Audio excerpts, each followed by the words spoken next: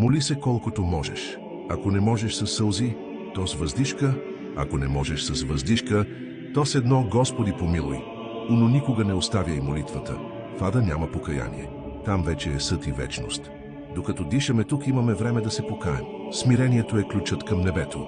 С гордост никой няма да го отвори.